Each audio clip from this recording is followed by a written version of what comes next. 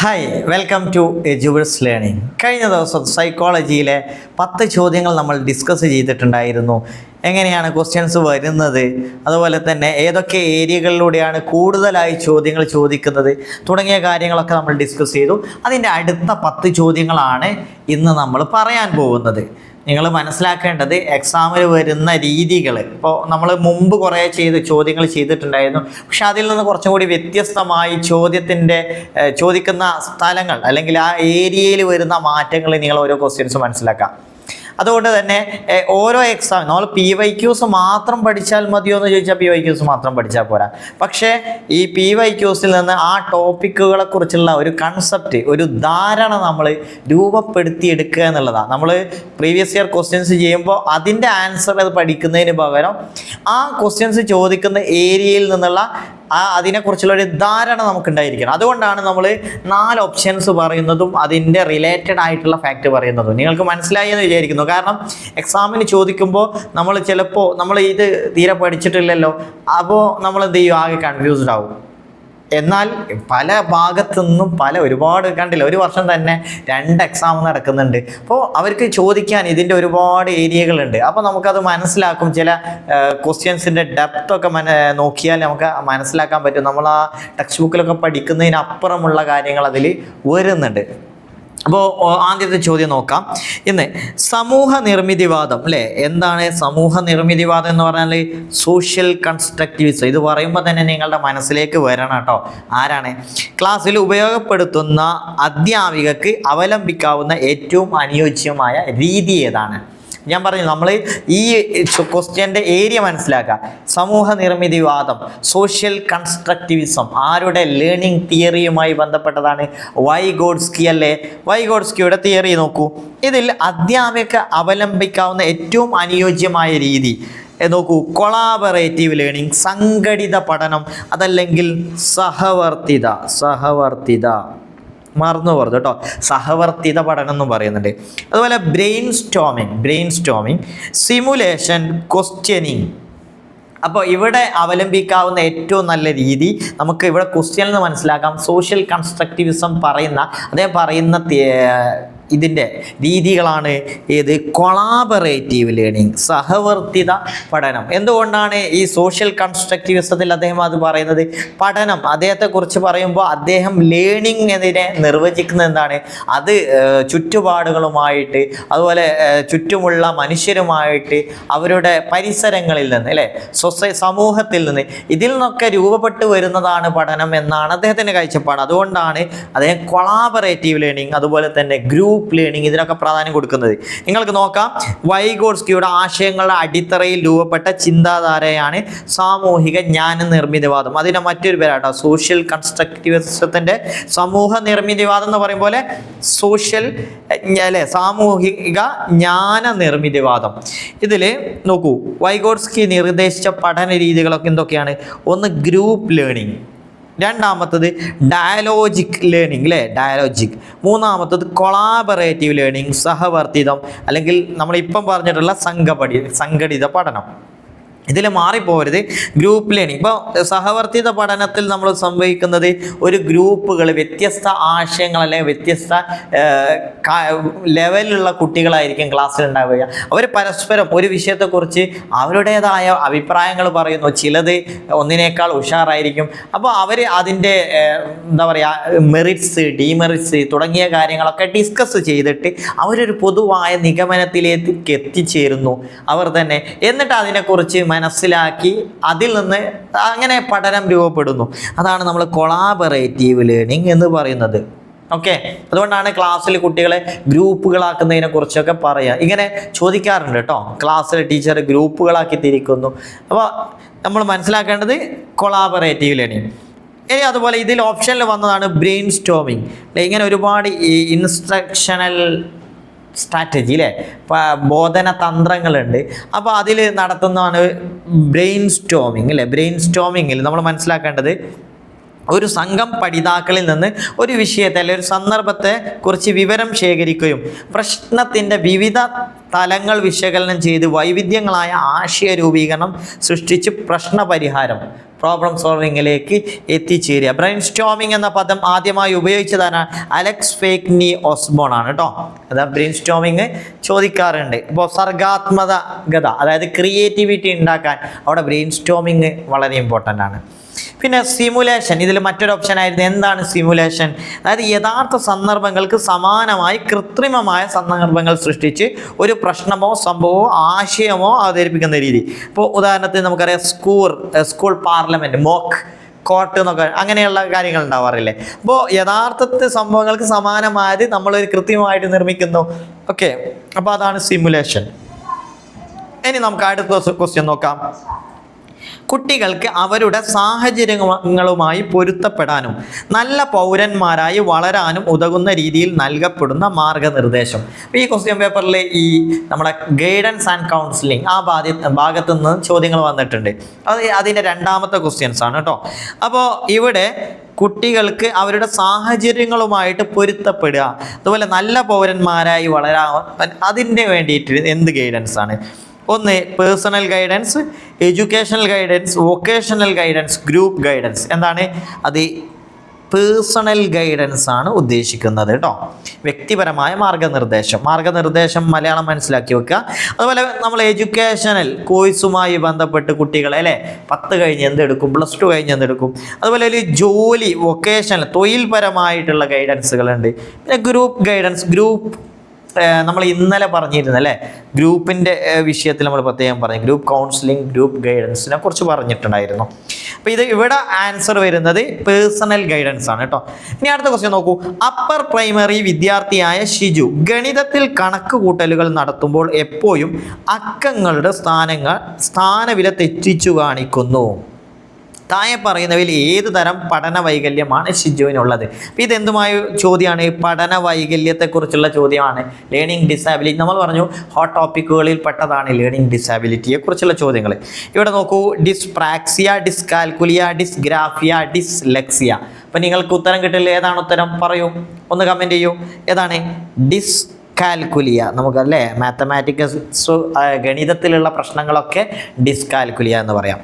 അടുത്ത ഇതിൽ നമുക്ക് ഡിസ്ഗ്രാഫിയ, റൈറ്റിംഗ് ഡിസോർഡർ നമ്മളെപ്പോഴും പറയാനുള്ള. ഡിസ്പ്രാക്സിയ എന്ന് പറഞ്ഞാൽ മോട്ടോർ കോർഡിനേഷൻ ഡിസോർഡർ കേട്ടോ. മോട്ടോർ നമ്മുടെ ശാരീരിക കോർഡിനേഷൻ അതിൽ വരുന്ന ഡിസോർഡറുകളാണ്. ഡിസ്ലെക്സിയ നമുക്കറിയാം ലിംഗ്വിസ്റ്റിക് ഭാഷാപരമായ റീഡിംഗ് ഒക്കെ അതിൽ ഉൾപ്പെടുത്താം.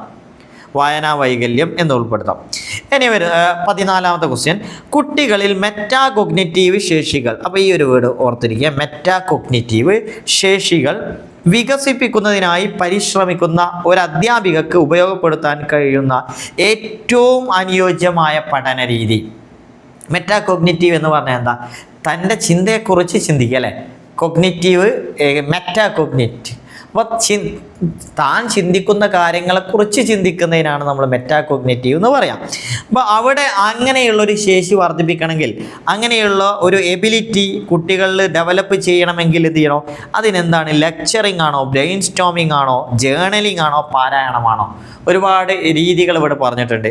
നമുക്കറിയാം ലെക്ചറിങ് അല്ലേ, ഏറ്റവും പഴയ ഒരു രീതിയാണ് ലെക്ചറിങ് മെത്തേഡ് എന്ന് പറഞ്ഞാൽ. അതുപോലെ ഇവിടെ ബ്രെയിൻ സ്റ്റോമിംഗ്, മസ്തിഷ്കോച്ചാടനം അല്ലേ, അതിൻ്റെ മലയാളം ഭയങ്കരമായിട്ട്. അപ്പോൾ ഇവിടെ എന്താണ് ആൻസർ വരുന്നത്? ഉത്തരം ഓപ്ഷൻ ബി ആണ്, ബ്രെയിൻ സ്റ്റോമിംഗ്. കണ്ടോ, ബ്രെയിൻ സ്റ്റോമിംഗ്. വീണ്ടും ഇവിടെ ജേർണലിങ്, റെസിറ്റേഷൻ ഒക്കെ അതെന്താണ്? അത് നല്ല ആൻസർ വരുന്നത്. നെക്സ്റ്റ്, കുട്ടികളുടെ ശ്രദ്ധ എല്ലായ്പ്പോഴും ക്ലാസ്സിൽ നിലനിർത്താൻ അധ്യാപകന് ചെയ്യാവുന്നത്.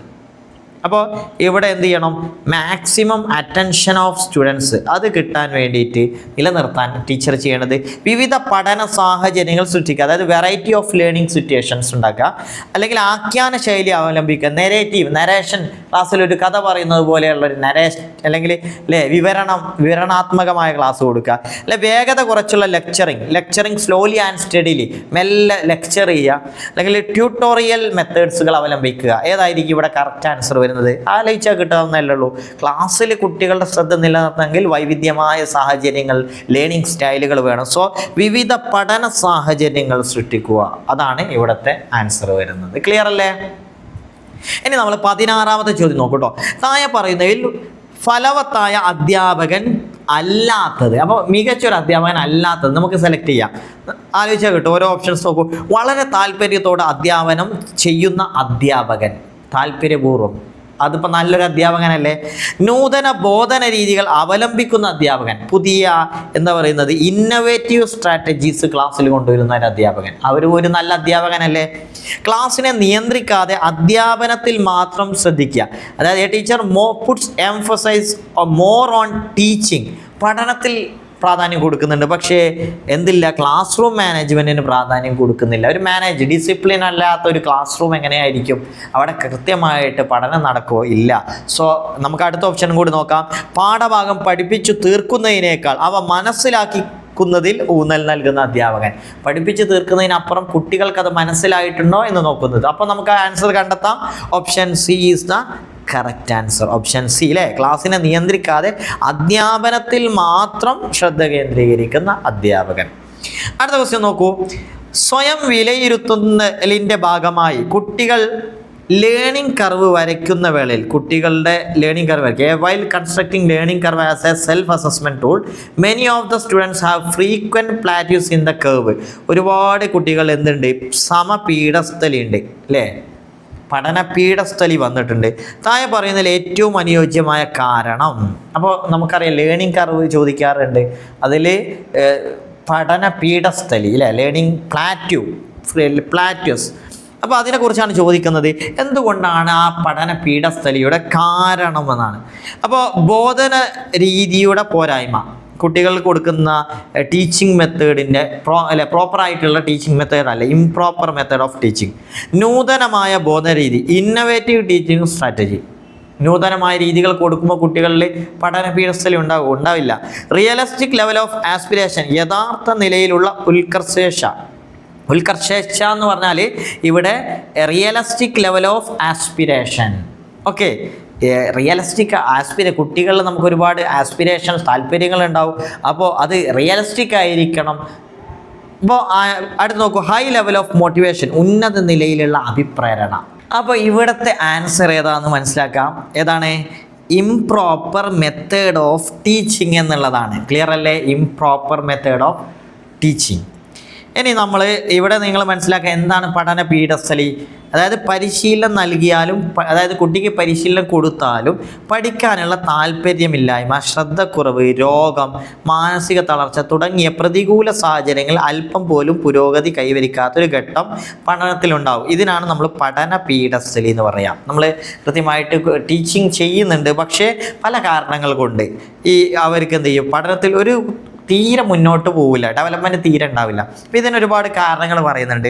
ഒന്ന്, മോശമായ കായിക സ്ഥിതി അല്ലേ, കുട്ടികളെ ശാരീരിക സ്ഥിതി അല്ലെങ്കിൽ അതിലൊക്കെ ഉണ്ടാകുന്ന പ്രശ്നങ്ങൾ, മാനസികമായ തളർച്ച, രോഗാവസ്ഥ, പ്രതികൂല പരിസ്ഥിതി, ശ്രദ്ധാ വ്യതിയാനം, താല്പര്യമില്ലായ്മ, അതുപോലെ മോട്ടിവേഷൻ്റെ അഭാവം, പ്രവർത്തനത്തിലുള്ള കോംപ്ലക്സിറ്റി, സങ്കീർണത, പ്രവർത്തനത്തിൽ ഒരംശത്തിന് നൽകുന്ന അമിത ശ്രദ്ധ, തെറ്റായ പല കാരണങ്ങൾ ഇതിനുണ്ടാവാറുണ്ട്.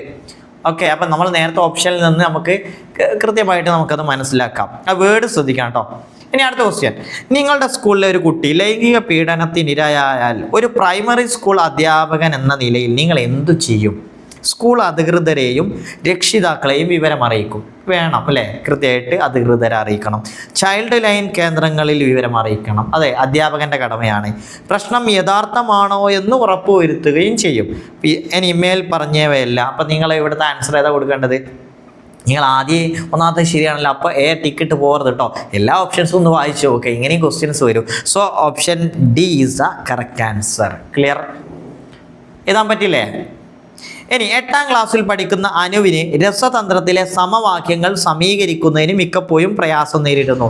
പിയാഷെയുടെ സിദ്ധാന്തം അനുസരിച്ച് അവന് എന്ത് ന്യൂനതയാണുള്ളത്? കുറച്ചും കൂടെ പ്രാക്ടിക്കലായിട്ടുള്ള ക്വസ്റ്റ്യൻസ് ആണ്. എന്താണ്? അനുവിന് രസതന്ത്രത്തിലെ സമവാക്യങ്ങൾ സമീകരിക്കുക. ഈ സമീകരണം എന്ന് പറഞ്ഞാൽ എന്താ?